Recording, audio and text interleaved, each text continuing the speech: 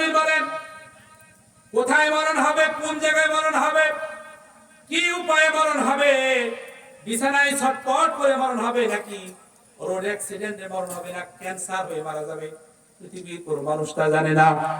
আর কোন টাইমে মারা যাবে, কোন বয়সে মারা যাবে, 10 বছরে মারা যাবে নাকি 20 বছরে মারা যাবে, কোন টাইমে মারা যাবে, এই খবরও পৃথিবীর কোনো মানুষ জানে না। আল্লাহ রাসূল বলেন, নবীজি আমার বলেন, ইজা আমসাইতা ফালা তানতাজিরিস সাবাহা, তোমরা যখন সন্ধ্যা বেলায় অবস্থান করবে, হে পৃথিবীর মানুষেরা, তোমরা যখন সন্ধ্যা বেলায় জীবিত থাকবে, তোমরা এটা আশা করো না যে আমার দ্বারা সকাল হওয়া সম্ভব হবে, মানে আমি সকালে আবার জেগে উঠবো, সকাল হবে আমার, এটা তুমি আশা করো না। কারণ হলো সন্ধ্যার পরে আবার তোমার জীবনে যে সকাল আসবে এমন কোনো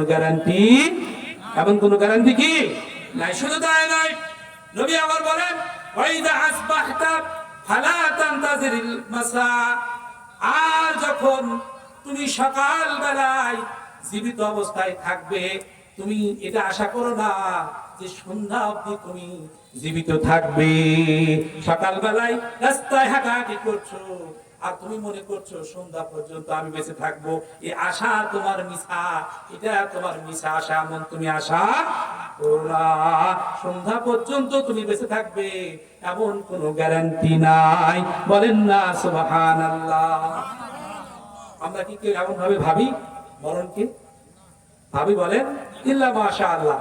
এমন ভাবে মরণকে ভাবি, কাছ থেকে দেখি, এমন লোকের সংখ্যা খুবই কম। নাকি বললাম? বলেন না আপনারা, একটা কথা বলে, এমন ভাবে যারা মরণকে স্মরণ করবে, ওই মানুষ কি কাউকে অত্যাচার করে রাস্তায় ফেলে হাতুড়ি দিয়া পিটায়া মারতে পারবে? কথা বলেন। কোন লোকের বাড়িতে ঢুকে গরু চুরি করতে পারবে নাকি? কোন লোকের বাড়িতে ঢুকে তুমি সাদা দিলে না কেন, বা তুই সাদা দিলে না কেন বলে হাতুড়ি দিয়া পিটায়া বাড়ির মানুষগুলোকে বেইজ্জতি করে টাকা আদায় করতে পারবে নাকি? পারবে? বলে। সুতরাং মসজিদে কোরআন মাজিদ তেলাওয়াত করলে যাদের জ্বালা লাগে গায়ে, বুঝতে হবে এরা কোন মার্কা মুসলমান। ভালো করে শুনবেন, যারা নামাজ আদায় করে না নিয়মিত, ইমাম সাহেবকে দিয়ে আবার জানাজা পড়ায় না, ঠিক না বাটি?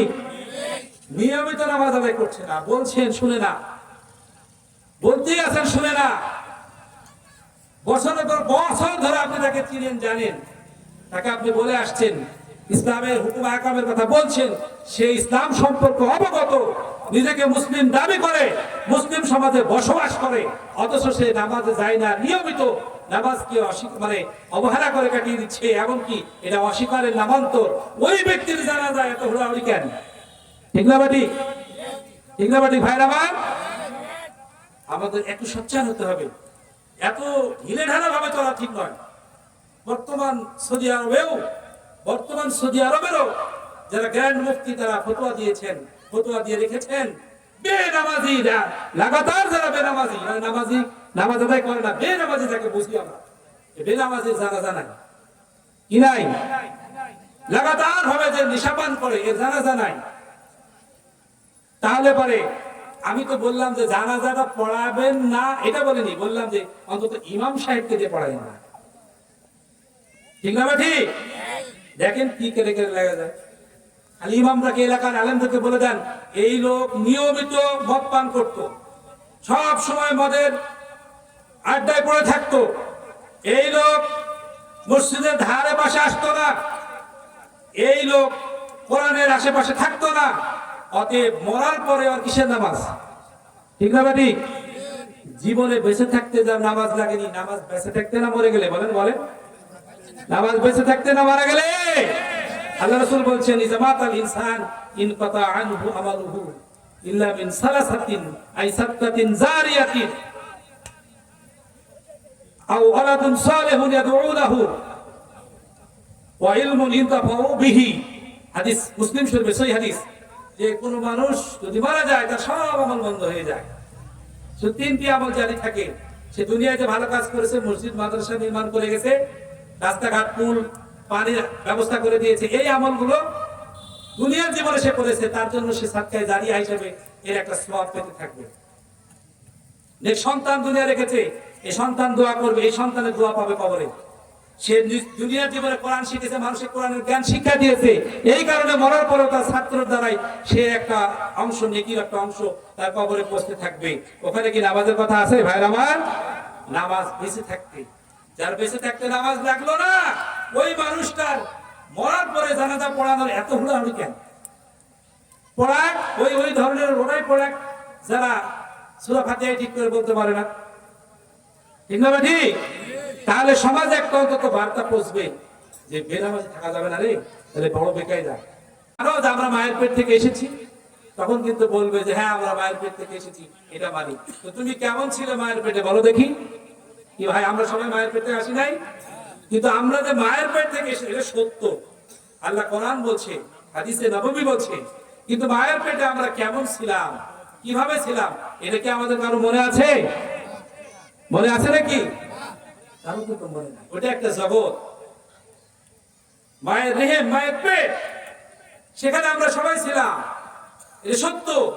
আমরা সবাই স্বীকার করি, যেমন মরলেই কবর হবে, সেই কবরে আবার আমাদের উঠানো হবে। ঠিক মায়ের পেটে যেমন সত্য ছিলাম, কবরও ঠিক তেমনই সত্য। বলেন সুবহানাল্লাহ।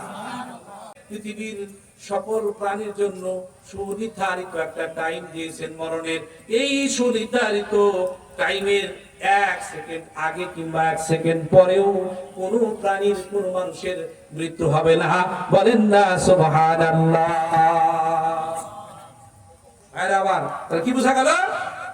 মরণ যে হবে এতে কোনো সন্দেহ নাই, কিন্তু সেই মরণটা হবে ঠিক নির্ধারিত টাইমে। মরণের একটা নির্ধারিত কি আছে? সময় আছে। আপনারা কেউ জানেন নাকি সেই সময়টা? আমি কখন মারা যাব, আপনি কখন মারা যাবেন, আমাদের মরণ কখন হবে, এরকম কোন সময় কি আমরা কেউ জানি? আমাদের জানা আছে? আল্লাহ রাব্বুল আলামিন বলেন, কুল্লু নাফসিন যায়িকাতুল মাউতি ওয়া ইন্নামা তুওয়াফাউনা উজুরাকুম ইয়াওমাল কিয়ামাহ ফামান যুহজিহা আনিন নারি ওয়া উদখিলাল জান্নাতা ফাকাদ ফাযা ওয়া মাল হায়াতুদ দুনিয়া ইল্লা মাতাউল গুরুর। রব্বুল আলামিন বলেন, দুনিয়াতে যত প্রাণী রয়েছে, যাদের আত্মা রয়েছে, যাদের জীবন রয়েছে, এদেরকে একদিন না একদিন মরণের স্বাদ গ্রহণ করাই লাগবে। বলুন না সুবহানাল্লাহ। একদিন না একদিন মরতেই হবে। ওয়া ইন্নামা তুওয়াফাউনা উজুরাকুম ইয়াওমাল কিয়ামাহ। আর কিয়ামতের দিন তাদেরকে তাদের জুলুমের, অত্যাচারের বা কর্মকাণ্ডের পরিপূর্ণ প্রতিদান দেওয়া হবে। আমান যুজিয়া আনিন নারি, ভালো কাজ বা মন্দ কাজ, যে কাজ দুনিয়ার জীবনে করবে, এই কাজের পূর্ণাঙ্গ ভাবে তাদের প্রতিদান দেওয়া হবে। আমান যুজিয়া আনিন নার, যেই ব্যক্তিকে জাহান্নাম থেকে দূরে রাখা হবে এবং জান্নাতে প্রবেশ করানো হবে, ফাকাদ ফাজা, সে ব্যক্তি সফলকাম হবে। বলেন না আল্লাহু আকবার। ভাইরা আমার, সুতরাং মরণ হবেই, এতে কোনো সন্দেহ নাই। তবে মরণের সাথে সাথেই প্রত্যেকটা মানুষকে দুনিয়ার জীবনের প্রতিদান দেওয়া হবে।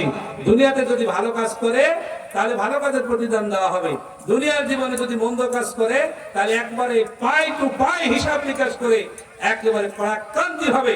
পরকালে তাকে ওই পাপ কাজের পূর্ণ প্রতিদান দেওয়া হবে। এই প্রতিদান দেওয়ার ক্ষেত্রে কোন ব্যক্তি যদি তার আমলের দ্বারাই জাহান্নাম থেকে বেঁচে যায় আর জান্নাত পেয়ে যায়, তাহলে সেই ব্যক্তি হলো প্রকৃতপক্ষে সফল। বলেন না সুবহানাল্লাহ। পৃথিবীতে কেউ স্থায়ী হয় না, হোক না সে ফিরাউন কিবা নমরুদ, কেউ ভাবে চিরকাল রয় না, ঠিক না? কেউ ভাবে চিরকাল রয় না, পৃথিবীতে কেউ স্থায়ী হয় না, চলে যায় সব ছেড়ে যেতে হয়, মৃত্যু মানে না কোনো পরাজয়। ঠিক কিনা? চলে যাই সব ছেড়ে যেতে হয়, মৃত্যু মানে না কোনো পরিচয়। সব রাজা মহারাজা আর মহাবীর, মৃত্যু কাউকে অবকাশ দেয় না। পৃথিবীতে কেউ স্থায়ী হয় না। লিল্লাহে তাকবীর।